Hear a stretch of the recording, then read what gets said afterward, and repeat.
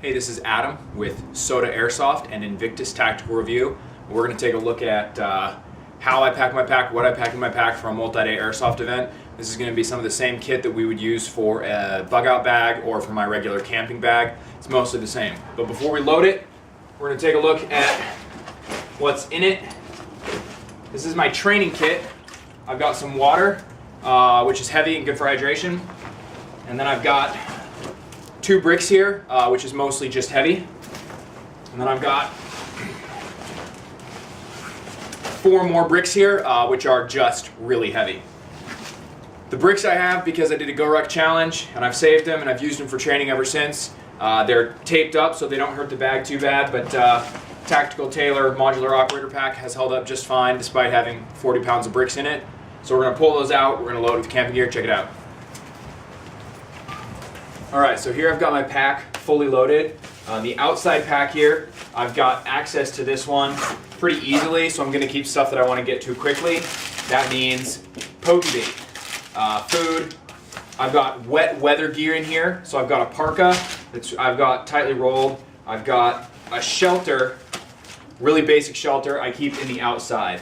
Now if I was running a tent, a full tent, I might stick it to the bottom so that I can get to it from the outside. I might stick it vertically in the main compartment. This here is just a basic tarp. It's waterproof and I use it for nice weather. I use it when I know the weather's going to be pretty good. If it's inclement weather, I'm probably going to use something better, but otherwise I'll burrito this around my sleeping bag and use it like a bivy sack. You'll notice my clothes, when I pull the rest of them out, they're all going to be rolled tightly. Somebody told me I should share with the guys Ranger rolling. I don't know what Ranger rolling is, I just know that I roll up all my clothes really tight because it takes less space. And if that's what Ranger rolling is, then yeah, you should do that. Other stuff I've got out here, again, cold weather gear, beanie, and gloves, and a balaclava. Just stuff that if it gets cold and you need to get to this without completely unpacking your pack, it's out there. My beanie, balaclava, gloves, those are all wool so that they insulate when they're wet. In the main compartment up here, I have zippers, which will let me get into that. I've got water filtration. You might carry iodine tablets, water purification, if you don't need a full water filter. Then I've got long johns, if it's going to get cold. I've got some camping gear here. This is a titanium pot. I keep this guy if we're going to be allowed to build fires. If SOP says that you're not going to have fires, or if there's a wilderness fire watch, you're not allowed to have fires in the area, then I may not even take the pot. I'll probably just take MREs. MREs have the chemical heaters. These will allow me to do hot food if I can't build a fire. You could also take a stove, one of the white gas MSR Whisper Light stoves, but I'm not that high speed. This is toilet paper. If you need to know what it's for, check out a different video, but you should take some. In here I've got some basic survival gear. I've got a lighter, in addition to flint and steel. I've got newspaper, and it's in a Ziploc bag so it's going to stay dry. It's my emergency fire starting kit. I also have one of the things you will want to take, 50-gallon trash bags. The reason we take trash bags, at some of the events we attend, you need to pack all your trash out. Otherwise, you can use these as an emergency pack cover. If you're raining or if you need to do something amphibious, you can actually throw a pack in a 50-gallon trash bag and tie it off and float it across a river, across the lake, whatever it is you need to do. I've got a signaling whistle in there, and then I will probably also tuck a map of the area, a backup map, into a Ziploc bag. And again, this kit here is emergency kit.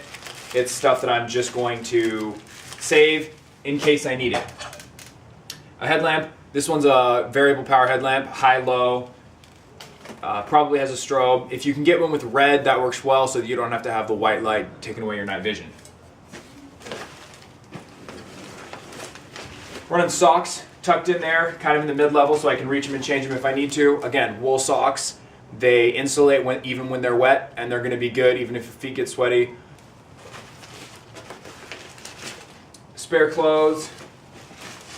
I've got an insulating mid-layer here. A lot of the clothes, if you can, stick them in either a waterproof compression sack or roll them up, cram them tight, and shove them in a Ziploc bag. That'll keep them dry. It'll also keep them compressed. It'll keep them from poofing out when you go to unpack your pack like that. Here I've got a set of BDUs. You can take spare BDUs if you're going on multi-day missions and you think the weather's going to get wet. I don't like to. I like to wear a set and then take extra under pieces, either the leggings, extra socks, extra shirts. I'll change all of that. I'll probably just keep the one outside pair, mostly because I don't like carrying the extra weight. On all of the clothes, I usually do how many days I'm going to be out plus a day. On socks, if I'm going to be out Friday and Saturday, I'm going to take 2 pairs of socks plus 1. Same story with shirts. I'm going to take 2 shirts plus 1. Last thing I've got in here, a couple of shelter building pieces. I've got some stakes and a bunch of excess paracord. I'm going to use that to set up my tarp, either as a lean-to or as a little shelter or just to pin it to the ground. I can also use that to tie other stuff together.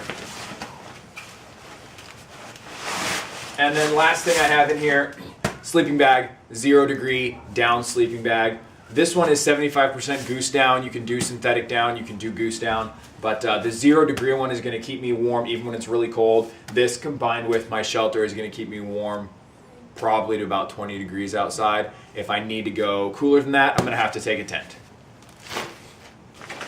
Last thing I've got in the pack, I've got a 3-liter hydration bladder in the hydration pouch back here. This one, I just run a hose to the outside. I'm running a Camelback. Source makes good quality bladders, but you are going to want to have hydration accessible in the pack there. Water. It's water. It's a thing. Even with water, the food, all the extra stuff I have in here, this pack is only running 23 pounds as loaded.